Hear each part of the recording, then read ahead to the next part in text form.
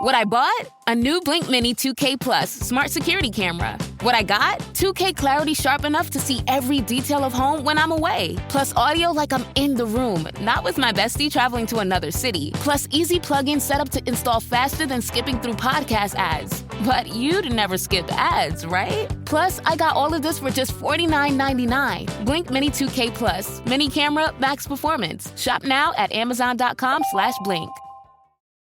I'm always looking for ways to show my cat how much I love her. And with Fancy Feast gems, I can pamper her whenever I want with a savory gravy on top of a gourmet mousse pâté. The pyramid shape makes serving simple, so all I have to do is peel and plate to make mealtime feel extra fancy. And with 2 entrees in every pack, it's easy to turn every day into the extraordinary. Fancy Feast gems.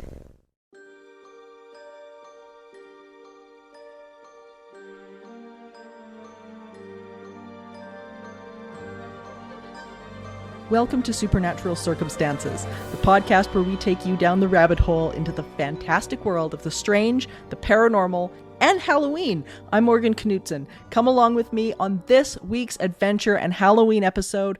Welcome, guys. It is Halloween 2025. This is fantastic. I mean, you can't get much more exciting than the Halloween season. And I don't know about you guys, but I am ready to go.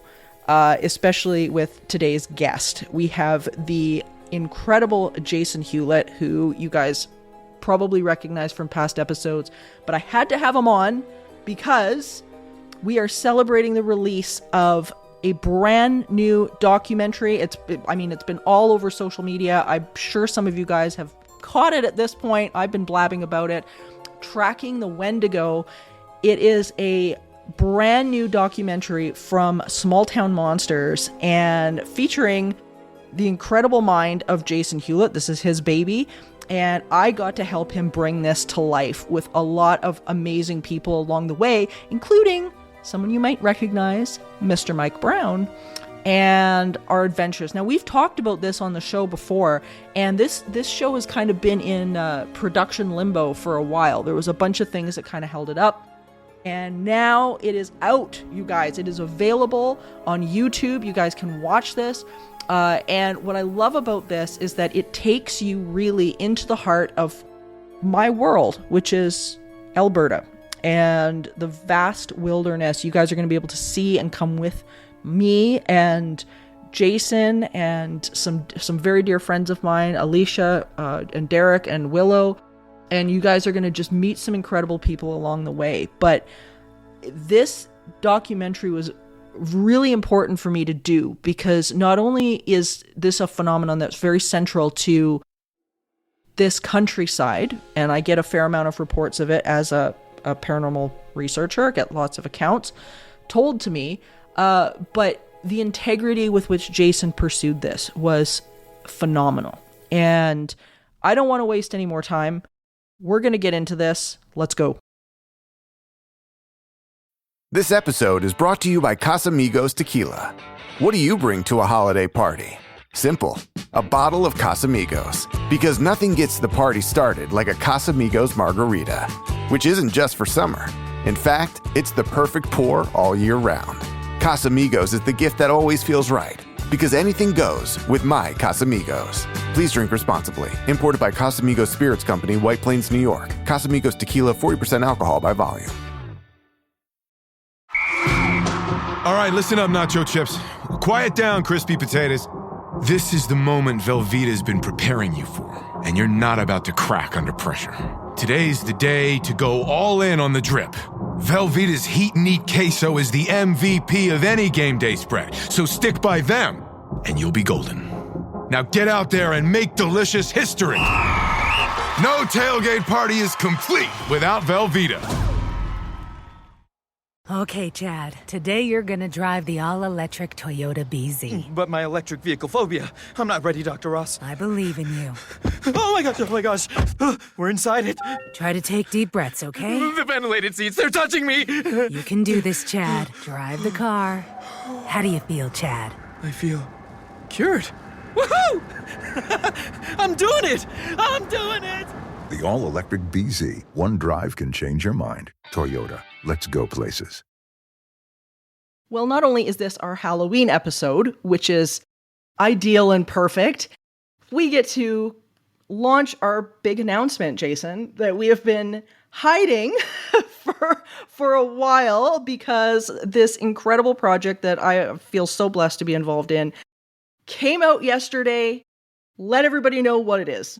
Well, it's tracking the Wendigo, and if anyone has been listening over the last year, Morgan, I guess, 'cause we've talked Wendigo on your show a few times now.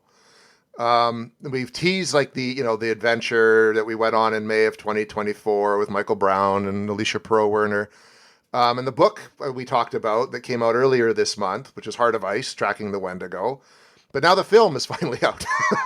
It's like a multi-stage thing, a project that's taken, I would argue, a year and a half of our lives, probably, if you think when we first inception to talking about it, to doing the adventure, to filming, to editing, to now. And wow, has it ever been worth it? Yes. It got stuck in production limbo for a little while, and it finally, it's out. People can see it, and I'm so proud of having been a part of this, because for everybody listening, Jason created this. This was his baby, and it was one of those projects that because I think of your journalism background and just you as an investigator, because I think the world of you, your level of integrity with this project has been phenomenal. And I'm so excited for people to get a real glimpse as to what we experienced, what we went through, the people that we got to meet. Tell everybody a little bit about this. What is this documentary? What are people going to see? Well, it started off, the project started off as just, an idea, and you and I talking about it and kind of dipping into the folklore. But what really, I think the documentary was really set off by when I mentioned to someone locally that I was working on a book about the Wendigo, they said, well, my wife saw one. And I'm like, what? Yeah, because in this day and age, you don't think about that. Oftentimes, I think our brain is kind of oriented to this as being a historical story.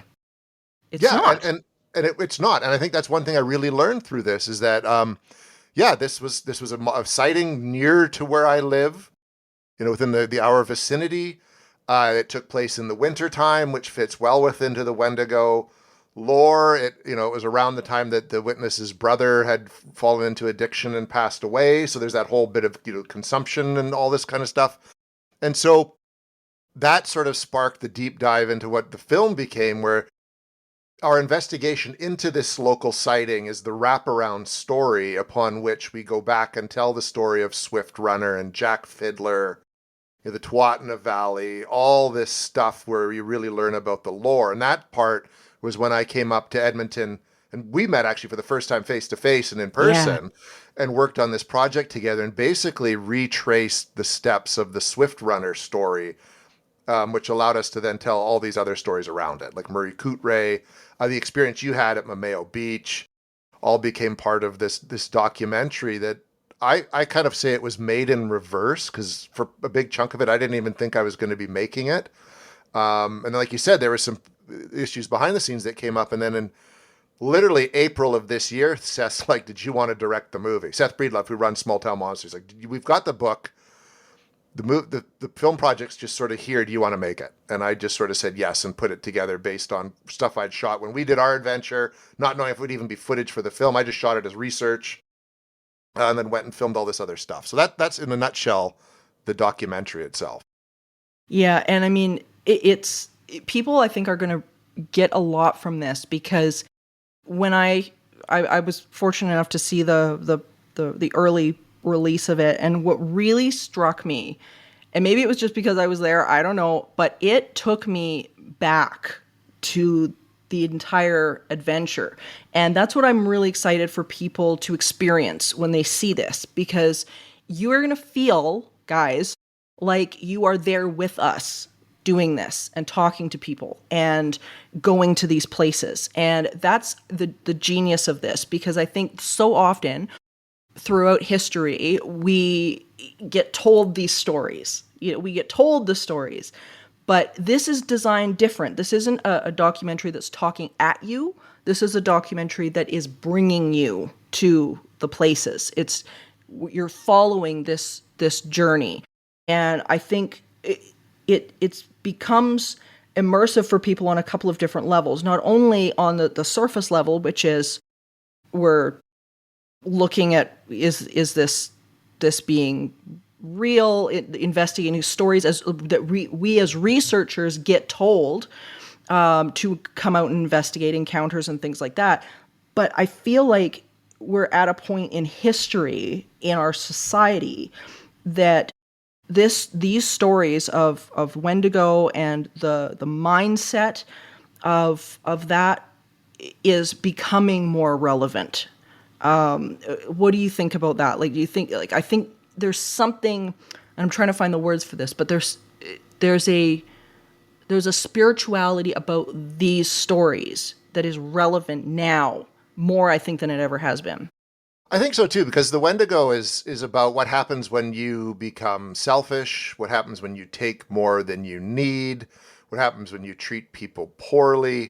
You do all these things, you can go Wendigo is what the terminology kind of was, right? The Wendigo was, whether you believe it or not, it was always sort of a cautionary story about what happens when you let yourself run amok. And I think in the world around us, without getting political, we're seeing a lot of people just running amok. And we've become very self-centered as a society, very individualistic.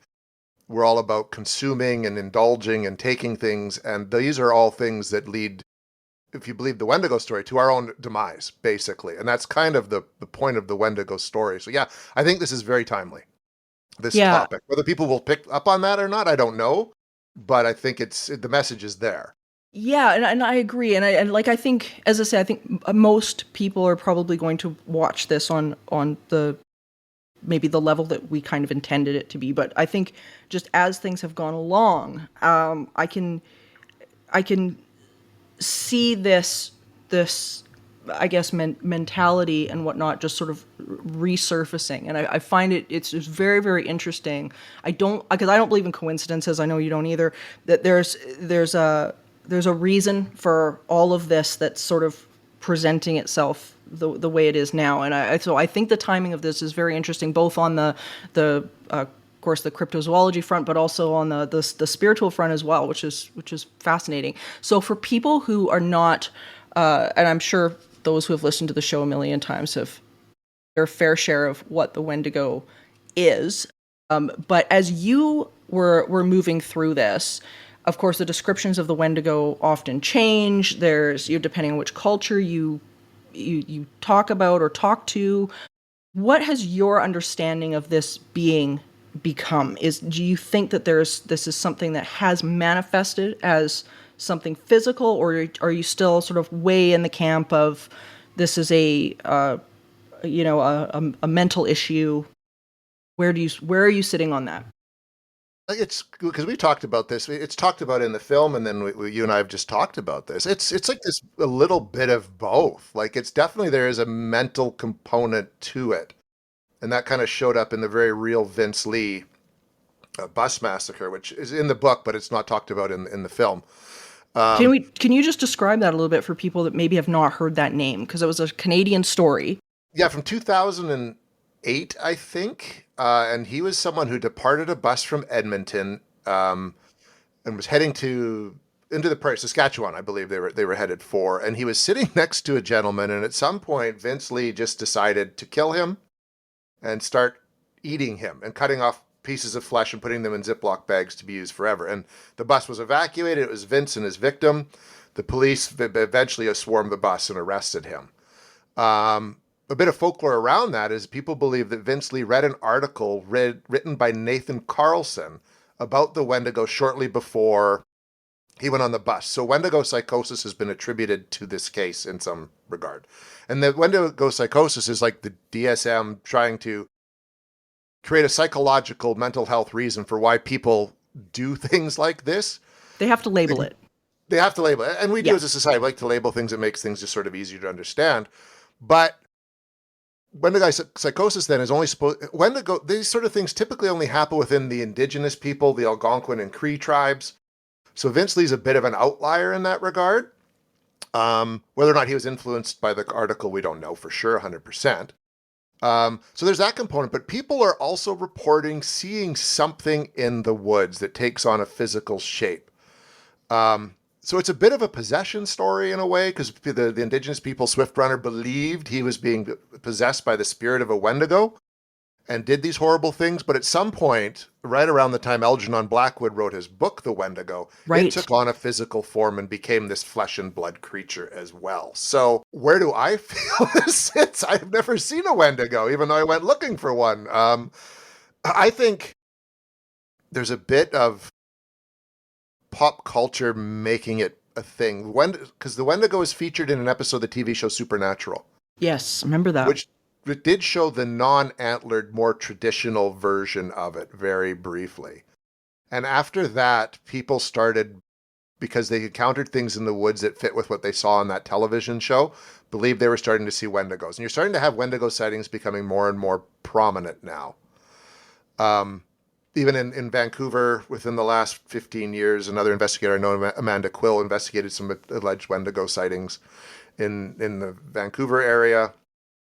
But do I think there's an actual creature roaming the woods that's 8 feet tall and emaciated with horns on its head?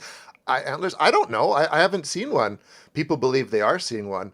But I do believe that the Wendigo as a concept is a very real thing. Yeah. And people, I was really surprised when I was up in Edmonton with you, is how many people really believe it and take it very, very seriously to this day.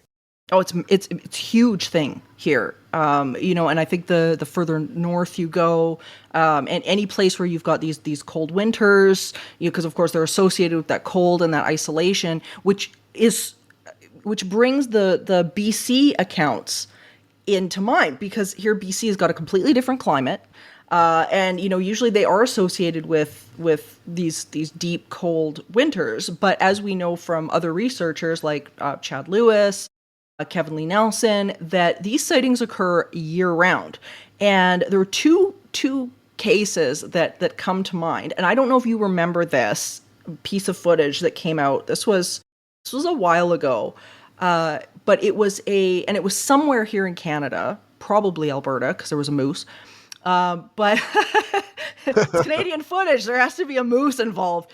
Right? So this car is driving along one of our mountain roads. And if anybody's out there that's listening that's been down the mountain roads in Canada, you've usually got the highway and then hills on either side that are thick with usually like pine trees, coniferous trees, and whatnot that are very dense. And there was a moose standing on the side of this road, and they pulled over on the other side of the road so that they could stop and film this great big giant beautiful bull moose that's standing there.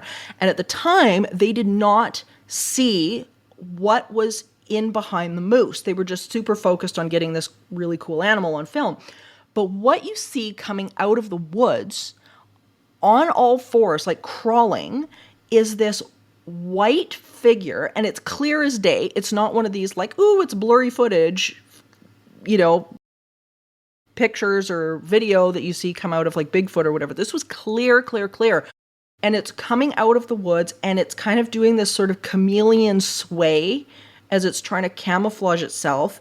And it's coming up on the moose, and its attention, it's got these black eyes, and it's, like you were saying, it's very, very pale, like staunch white, bald, and it's got its gaze fixed on this moose, like it's going to take this thing down. And I guess the family, like the video kind of ends there, or the family took off, whatever, didn't see this thing until later. And it's like what the heck is going on? So there was that. Did you hear about that? Did you remember that video? I do. Yeah. And then there was another case that Chad actually was investigating, and I think it was positive it was Wisconsin, at a campsite. And this story was very interesting, and I'm just trying to bring this phenomenon into the present day for listeners to show that this is still going on. But he interviewed two lovely young men who had been at a kids camp, And this campsite was like one of those campsites where it was like cabins and you send your kid there for a week. It's like summer camp and you're going out and you go to the lake and do all that kind of thing. And the oldest boy, I believe his name was Justice. He reported sitting in the cabin, he was playing cards and he looked up and in the window, he saw these two bright eyes looking in the window. And when he focused, he realized that there was this tall, thin, like rail thin being bent over, looking in the window of his cabin, only to later on, he didn't tell anybody about this, only to later on have it be seen by his brother, Jonathan, I think his name was, and a couple of other kids.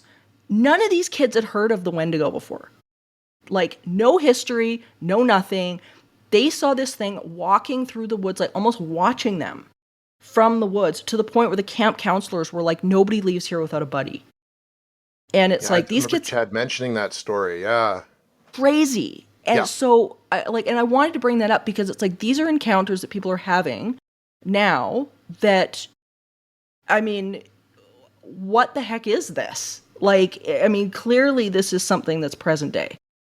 Yeah, and being seen recently, you know what I mean? Like the Vancouver sightings were within the last 10 years, and I'm sure we're going to hear more of them coming up as the Wendigo continues to be something people talk about. Like, you know, the fact that even Small Town Monsters agreed to a documentary and a book on the subject shows it's still relevant and it's very much on people's minds. And I think it's just going to be, and movies like Antlers that came out just a few years ago, you know, like the Wendigo's a thing. It's not like Bigfoot hot right now, but it's certainly a popular subject, right? Do you think that, because we touched a little bit on the spiritual side of what this is and sort of the undercurrent of it, because I really think in a lot of these stories, like when we look at things like the Yeti, for example, you know, you've got the encounters that people are having, and then when you start talking to like the Sherpa people, in the Yeti's case, you begin to understand that they see this as like the guardian of the woods. Like there's an undertone of it, like if you transgress against nature, the Yeti's going to get you. Like that's kind of the story, right? If you overpopulate or you push into the wild too much, the Yeti is there to be like, like we're done. You're not going to do this, and you're going to face some sort of justice. And I kind of wonder with sort of what's going on, because we talked a little bit about the overarching, like what's going on in the world right now, and I think the level of nastiness, the level of violence. I mean, we see it a lot on social media. I wonder if there is something within people that is being drawn back to some of these stories.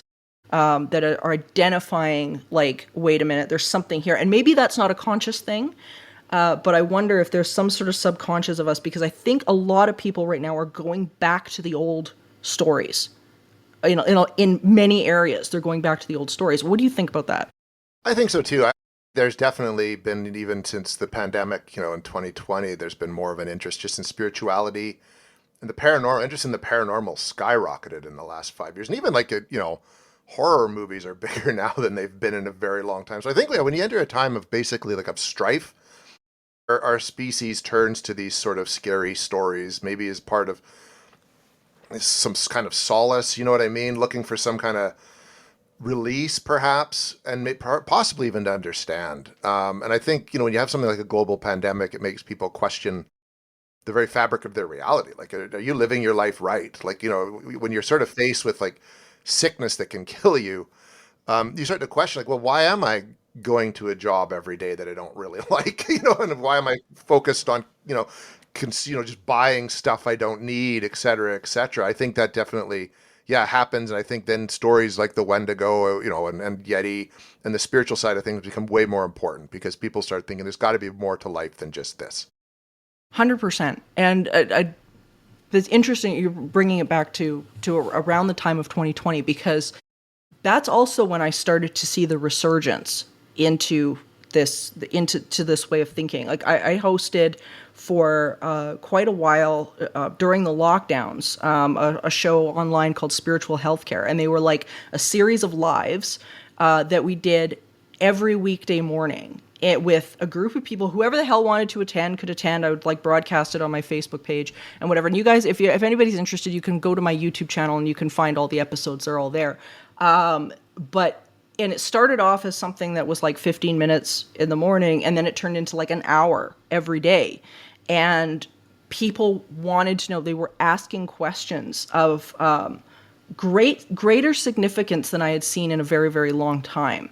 And I'm seeing that again as people, I think, are trying to return to their roots in, like you were saying, times of strife, where they're looking for that fabric of, what is this universe? Who am I, really? And I don't think any story, or there's very few stories that tell it better than the Wendigo, because the Wendigo is forcing us to examine not the heroic side of our personality. It's forcing us to examine the other side. You know, we like when we review history, we like to think that we're going to be the good guys, and the Wendigo challenges that. It's like, you're not going to be the good guy. You could be the one that's aggressive and is, literally killing, like in Swift Runner's case, killing the family. In the case of Moose Tooth that we didn't get to cover, I hope we get to do another one of these, because to me the Moose Tooth case is just out of this world, and we didn't get that far with this one. But the violence in which Moose Tooth was killed because his family believed that he was going Wendigo, and it was so gruesome, and I won't get into it here, but it was so utterly gruesome. But we don't like to think of ourselves as we're the ones that this could afflict us, and we could kill our children, we could eat. It like challenges that side of us. It does, and I think that's part of what makes it so terrifying, is because it is, you're right, it's one of those stories. Like, this isn't an external force like a Sasquatch or some other monster or a spirit. This is like, in the end, it's you doing these horrible things. And it's a reminder that if we're not careful, we can be that. Each of us has that potential inside of us. And we, as a society, we don't even like to contemplate that. Like, you're right, we're always the hero of our story. And that kind of leads to part of the problems with human interaction, I think, is we like to think we're always the right one. We're seeing that more and more than ever. But no, we can be horrible. And quite often, if you look at the world around us right now, there's lots of horrible things going on there that people are the result of people and their greed and their desire to be right. It's everywhere right now. And the Wendigo is very representative of that. And I think right now as well are many people in many areas, their desire to control and possess other people.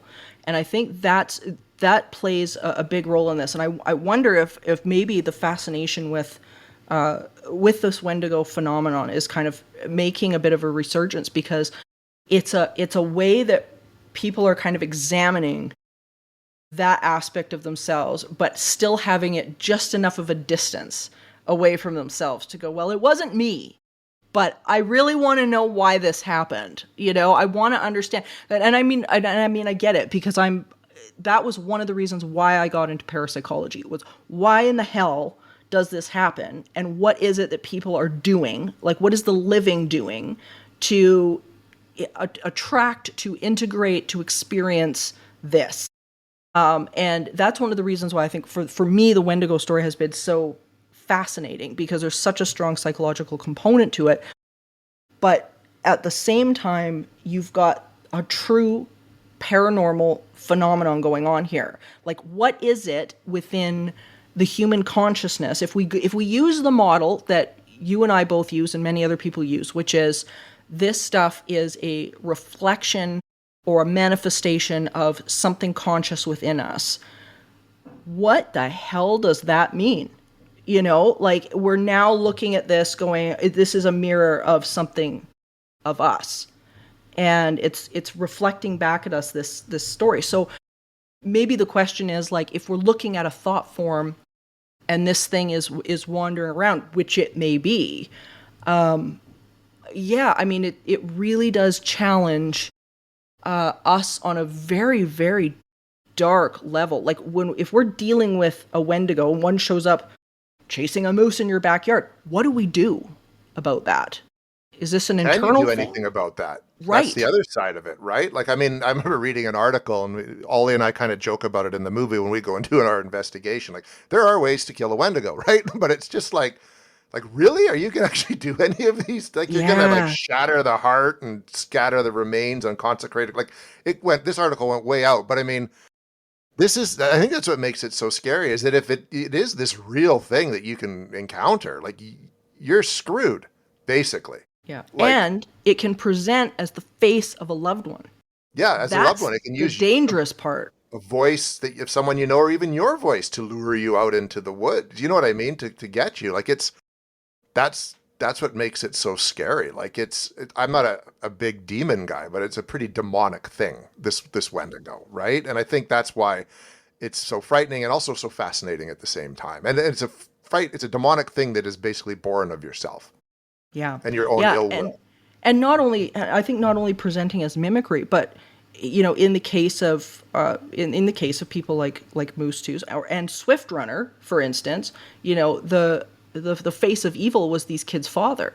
It was that you're looking at a person that now becomes something else, which is a whole other thing.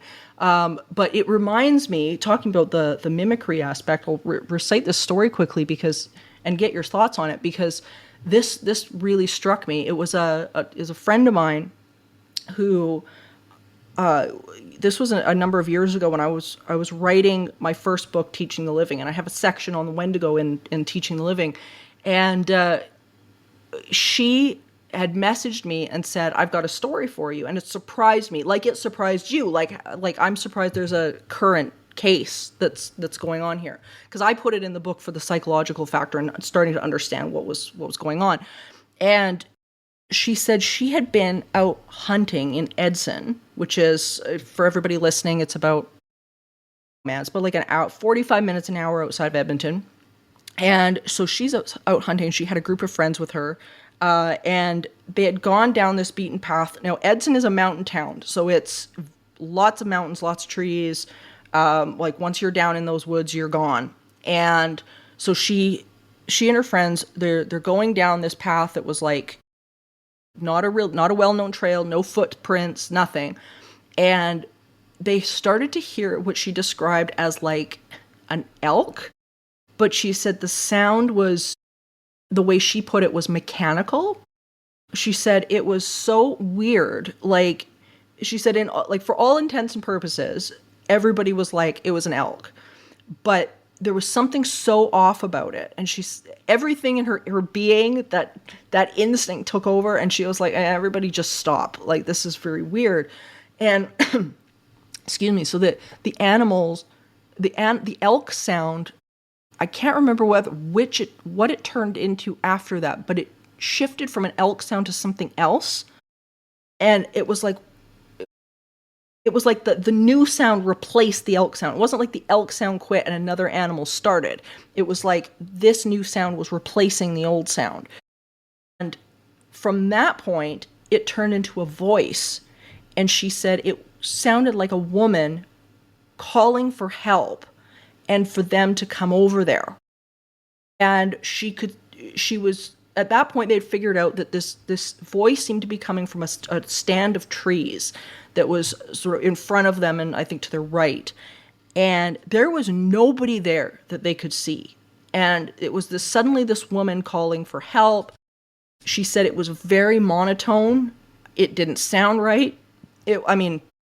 She would have been one of the first people, by the way, to go over and help somebody. Like, she's very fearless. She's an amazing girl. She's extremely fearless.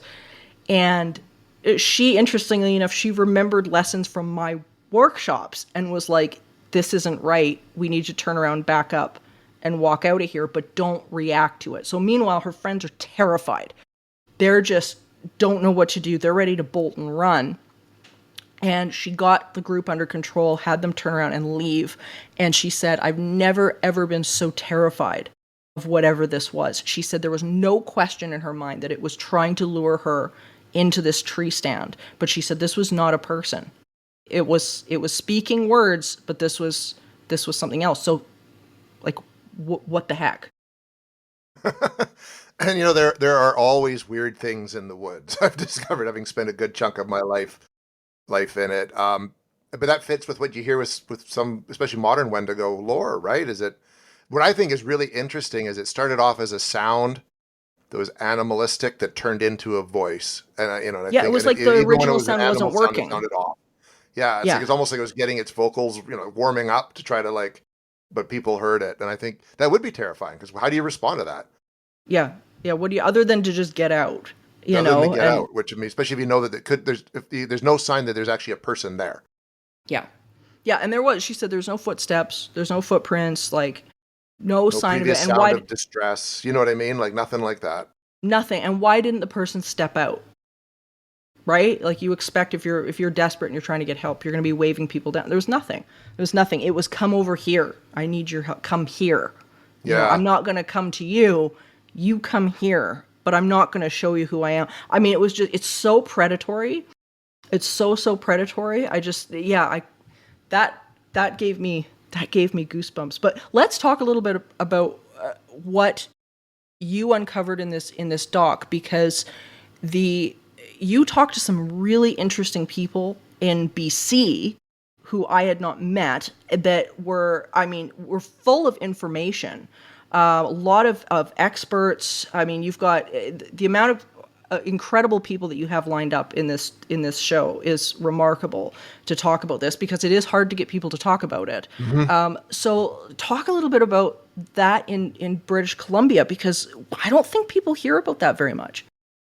No, and I mean, like a lot of the people in BC that we had, I mean, there was the witnesses to the event that I interviewed in the bowling alley, which I thought was really, they didn't want to be on camera, but I interviewed them in a bowling alley and got their stories. So that was really good. And then Pete and I went and did our thing in the woods. And then sort of Ollie and I with my friend Sean. And, Sean even related a story about that same thing. The person who was around the campfire and heard, the voice talking and such. And then she didn't end up in the film, but Amanda Quill, who I mentioned before, the investigator down in Vancouver, provided a lot of good background information. Geez, I'm trying to remember everybody I talked to. You're right. There's a ton of people. There's so many people. Yeah, Chad, right? Of course. It was great to get him on and interview him remotely for it. There's so many, but it was hard. It was hard to find the people to talk to, which what made coming to Alberta so good. Especially to have Alicia, who's is Indigenous, because yes, and that's something that was important to me, Morgan, was because it was the same thing with Ogopogo, with Cursed Waters and Legend of Ogopogo. These are Indigenous stories, and to be a white person telling an Indigenous story, we do that all the time, and I want their perspective. At the same time, they're very hesitant to talk to us about their stories because of what we've done to their stories so often. So to have Alicia there, not only to share the encounter that you and her shared, but to share the story of that her great grandfather was in St. Albert at the time that Swift Runners showed up, and just her people's cultural and spiritual beliefs in relation to it, I thought was awesome. And that added so much, almost more than, that was almost one of the most important parts, was having that included in it. And moving forward, being in Canada, so many of these stories are tied into Indigenous beliefs. That's something I really want to focus on in whatever projects I get to do down the road, if people will talk about it. Yeah, I mean, every time she talks about this stuff, I learn stuff from Alicia. It's really amazing. She takes her stories very, very seriously, and she's not sort of run of the mill, just half-assing these stories. She studies, she learns, she works every day to preserve that. And I take her words and advice about these type of things really seriously. And that was one of the things that we did when and people get to see this when they watch the show, when we went to the spot where Alicia, myself, Derek, and Willow felt like we had seen I still don't know. What the hell did we see, Jason? I don't know what it was. I mean, it's the closest damn thing I could pin to a Wendigo, whatever that was. But that was the one thing that we started every single expedition, and to this day still do, which is giving thanks, being grateful, bringing an offering. It's something that we did every single time with our Dogman research, Bigfoot research, all of that. And every time it paid off in so many ways. We went in feeling better, but we got more out of it as well. It was like, oh, you're giving? No problem. The universe is gonna give back, which is cool. So that brings me to, what the hell did we see, Jason? One of those, like you say, we actually did the smudging at the beginning and the prayer, which I'm glad we could capture that on film, that people will actually get to see what it's important. It's important. Yeah. And then we went to your encounter site, and that was really cool and all that. And the sun was starting to set, and we decided to go to the beach itself. And we took a road, and then literally, 20 meters, 50 meters behind where you guys had the encounter, hidden behind trees and stuff, was an indigenous burial ground. Yeah. And that was unexpected. Me. And it was what was interesting was that there are parts of that looked fresh, like freshly buried bodies were there. And in that area, that's where sort of Michael Brown started to feel off and sick. And then you guys also found at the back of the burial ground, like this secondary area where there was other people buried, but there's also like these piles of crosses that were just haphazardly thrown around, and it had broken. It was smashed. And it was very unsettling. That part, like the rest of it felt pretty calm and like you were A-okay. That part felt very unsettling for whatever reason, like very disturbed. How all that, and the fact that you guys had that experience right near that, not knowing that this burial ground was there, that's to me spoke volumes. And it was one of those really great, and I'm glad Michael had the camera running. Right? So it wasn't like it's not like we suddenly looked like we were staged. Oh my gosh, look what we found. It's like literally we're driving by and it's just like, we're all just like, what is that? And then, Alicia phoned you on the phone and we got her on speaker to talk. And it was just a moment, which is why I love making documentaries, because when those things happen, like it's better than any piece of fiction that you tried to write. Like it's just one of these wonderful accidents that actually occurred. Oh my gosh, it was wild. And since then, which has been very interesting, we had a couple of Dogman encounters in that area as well, which is kind of cool. We've had a few things. Yeah, we've had a few things happen. So there's that whole section. I mean, we've heard, oh God, everything under the sun happen in that area of Alberta, and I mean, Alberta is such a hot spot in general you name a cryptid, we probably have it, and probably 10 more that we haven't heard of. It's just one of those places that it's just such a hot spot for this stuff. But I'm telling you, like, I cannot explain what we saw during when we saw this. And I've told the story on the show before, so forgive me, listeners who have heard this a million times. But this insane light that showed up, which I can only explain or as like if you were shining the brightest flashlight out into your face, but it was massive. It was, I don't know how tall this light was, but it was huge. And just whatever we saw step in front of that light was the strangest thing. And I mean, I've seen some weird crap through my career. This took the cake for weird stuff.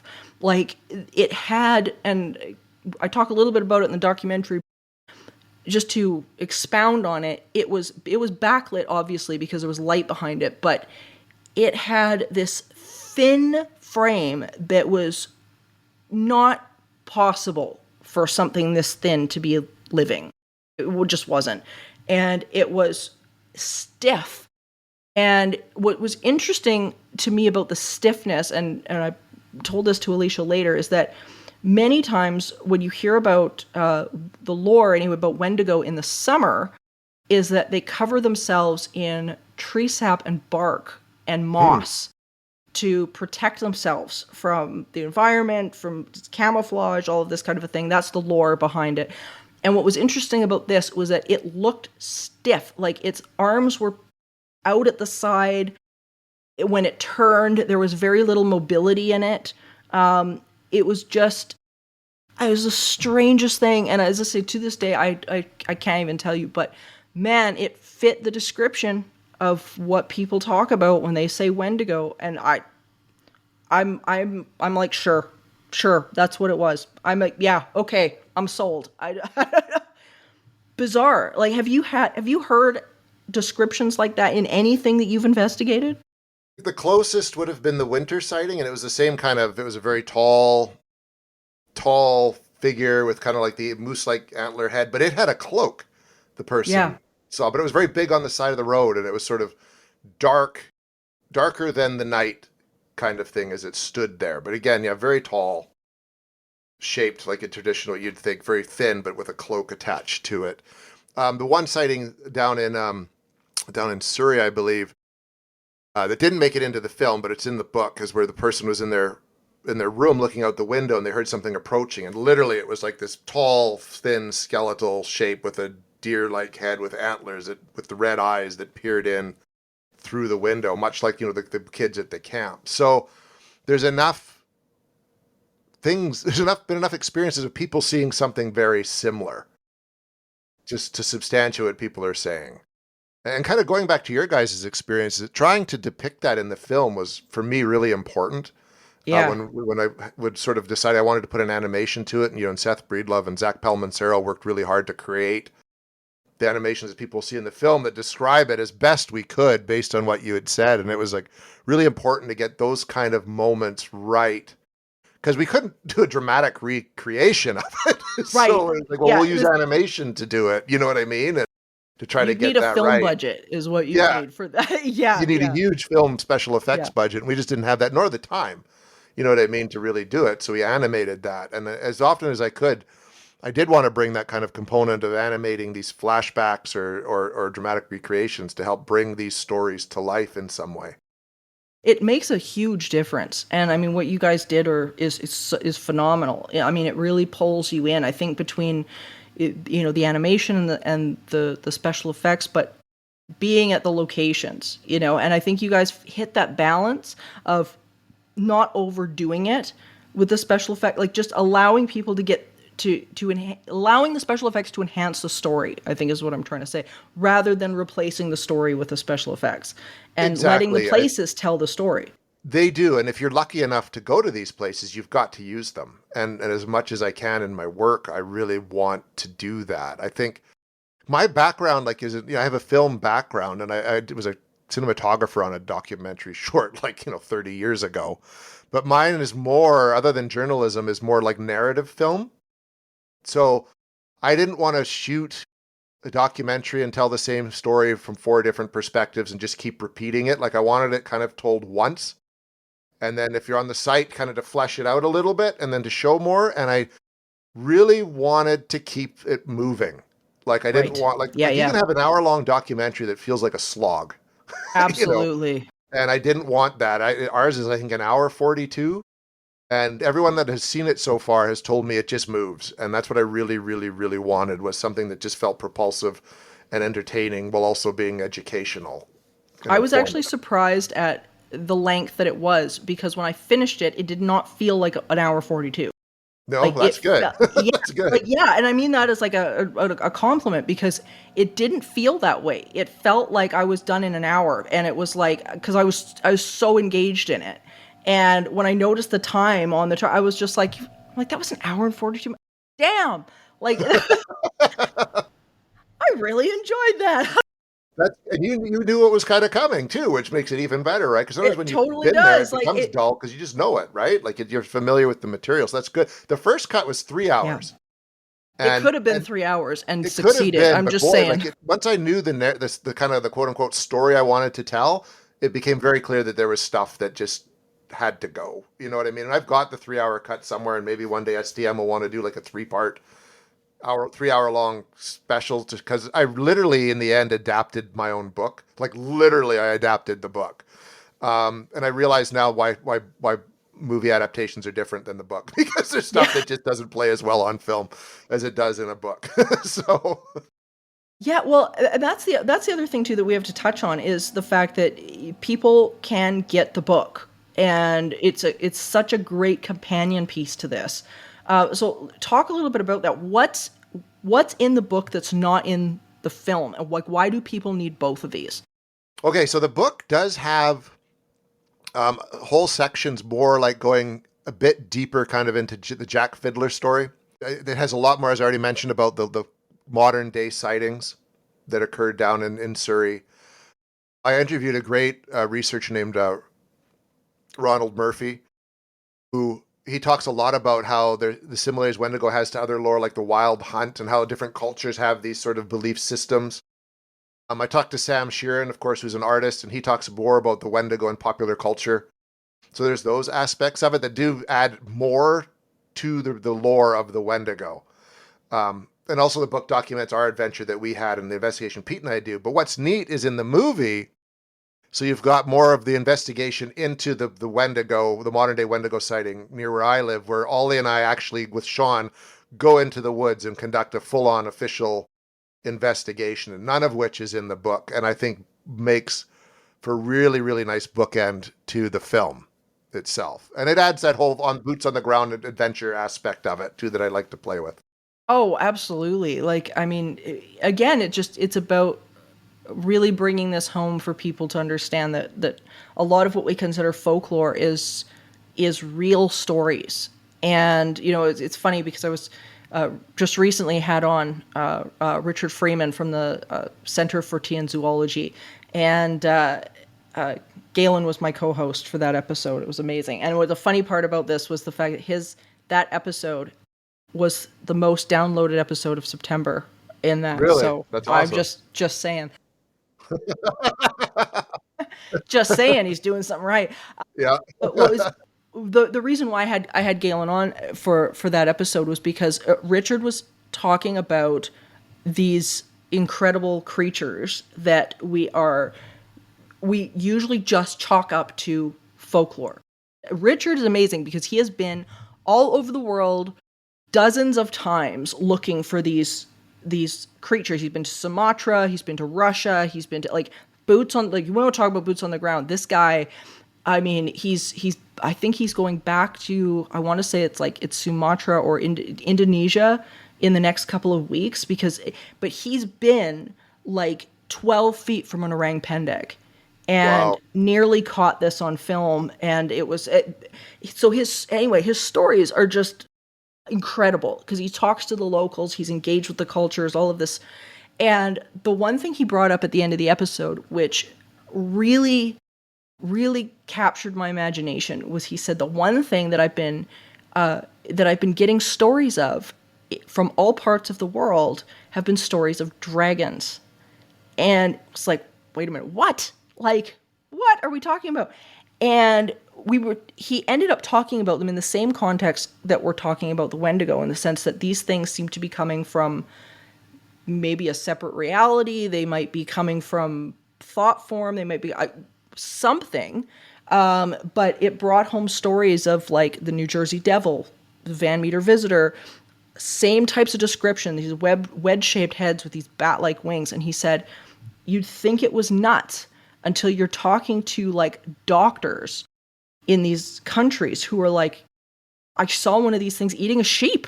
He's like, I don't know what to do with this story. I don't know what else to call it. And the best reference that people have for what they're seeing is he's like, I don't know what else to say other than this was a bloody dragon. Yeah. But here you've got, all these people from all over the world that are, they're experiencing this. And so there's so much to me to be said about these stories that were so quick in the West to wipe away as a folklore story, like the Wendigo. And that to me is one of the important things about this documentary, is that this is tangible. This makes it tangible for people. I think it's the first documentary on the Wendigo in quite a while. There's been YouTube stuff and shorts, but it's actual and I don't think there's been a book since Chad's book. No, and and documentary wise, the last one that I can think of was In Search of Monsters. They did a Wendigo episode with Chad. Actually, he was on there, and I think my friend Dr. Lynn McNeil, she was on there as well, talking about the lore aspect of it. But yeah, it's so interesting. We have to start re-examining our world on such a massive level and understanding what it means. This stuff isn't happening to us, it's happening from us. And I think we've as conscious beings that are consciously interacting with our projections and creatures that are manifesting, and we have to start paying attention, because I think it'll bring a magic back to the world that we desperately need right now. I think so too. And I think it's, like nothing happens by accident. So the fact that, this project started a year and a half ago and it's now just come out at this time in history, I think speaks volumes to the importance of it. And I'm really thankful that Seth Breedlove believed in it to keep it going, and Heather Mosier, and that you were 100% on board from the get-go. Like when I remember that first message, "Hey Morgan, I'm working on a book about the Wendigo. Do you know much about it?" And you're like, "Heck yeah, let's talk." Like it's like that. And within that conversation, we had planned that expedition to Alberta, like for the next month. So it was like April of 2024, when I'd already been researching it for about a month. Yeah, well, I mean, I'm always for bringing this stuff to light with as many media forms as I possibly can. Because I mean, like I've done the works. I've done TV. I've done the podcasting. I've done docs. I've done books. I'm just such a fan of. I'm a fan of Small Town Monsters just to begin with. I mean, I think I've seen everything they've done, but just to work with qualified, credible people that care as much about the integrity of this stuff as I do, in a world right now where we have media that is lying through their teeth about everything. And I quit a show a couple of years ago for that reason. I told, it was an international show, and I said they were presenting a false narrative, and I'm like, I will not participate. And so I ended up leaving. So to me, it's like being able to do this with this level of curiosity and integrity and excitement and passion. It's everything.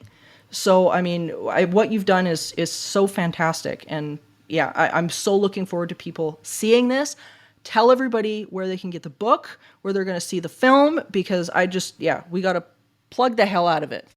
The film is currently playing over on the Small Town Monsters YouTube channel. And there are plans for it to expand beyond that, which is great. But yeah, you can go watch it right now, for free kind of thing. Check it out. Please check it out. The book Heart of Ice is available through smalltownmonsters.com and Amazon. And I believe there's plans for it to even expand beyond that as well, as always, right? Like these things sort of take off on their own. But please check out both. And I hope you really enjoy them. Absolutely. And the link to those guys is in the show notes as always, so you can just click on that and go to town. I'm so excited for everybody to be able to see this and take something away from it and ask questions.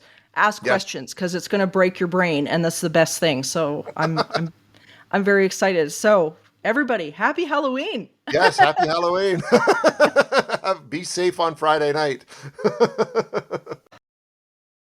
The family that vacations together stays together. At least, that was the plan. Except now, the Dastardly desk clerk is saying he can't confirm your connecting rooms. Wait, what? That's right, ma'am. You have rooms 201 and 709. No, we cannot be 5 floors away from our kids. The doors have double locks. They'll be fine. When you want connecting rooms confirmed before you arrive, it matters where you stay. Welcome to Hilton. I see your connecting rooms are already confirmed.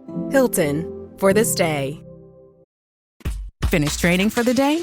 Time to fight post-workout fatigue with Core Power Protein Shakes. They're packed with 26 grams of high-quality protein to build muscle and electrolytes to help hydrate. The nutrition you need to help your body replenish, rebuild, and repair post-workout so you can power on to the next one. Champion your recovery with Core Power. Visit corepower.com to learn more. No one should have to choose between their own safety and their pets. But nearly half of domestic abuse survivors delay leaving because they can't bring their pets with them. Purina is helping to create more pet-friendly domestic violence shelters through the Purple Leash Project, so survivors and their pets can escape and heal together. Visit Purina.com/purple to learn more. This episode is brought to you by Indeed. When your computer breaks, you don't wait for it to magically start working again. You fix the problem. So why wait to hire the people your company desperately needs? Use Indeed's sponsored jobs to hire top talent fast. And even better, you only pay for results. There's no need to wait. Speed up your hiring with a $75 sponsored job credit at Indeed.com/podcast. Terms and conditions apply. Well, what can I say? Are you guys ready to go and watch this show? I'm so excited to be able to share this with you guys. And again, I highly recommend getting Jason's book, Heart of Ice, alongside the documentary, because they really are a companion piece and they go together. He's done such a remarkable job on this, and I think it really brings to light the depth of strangeness, high strangeness, that this world really can deliver, and that there are still mysteries in this world. And it's a chance, like we were talking about, for self-examination. What is it that's going on in the environment that we're seeing this phenomenon arise?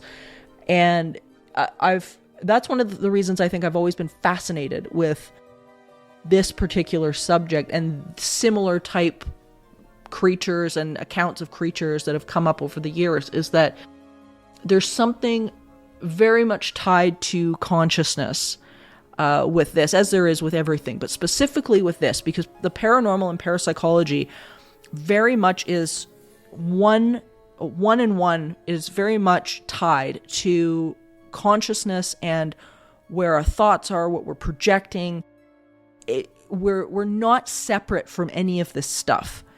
And in the world that we see ourselves in today, which is chaotic, it can be violent, it's been tumultuous, we can't help but begin to look at things that are going on in our environment as a reflection of maybe what we've got going on as a consciousness, maybe globally, maybe individually. I think it's up to our own self-examination. But I want you guys to be able to see this documentary. Take it on whatever level you want to take it at.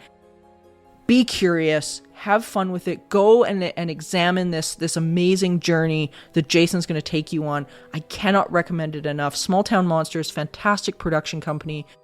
Go see it, guys. This is the way to spend your Halloween. I promise you, you will not be sorry about it.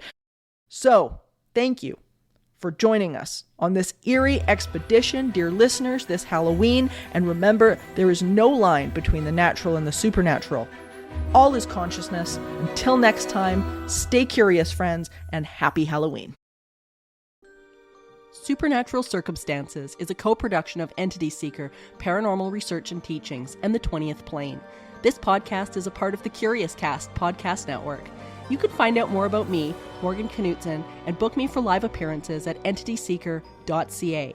You can also email the show at supernaturalcircumstances.com.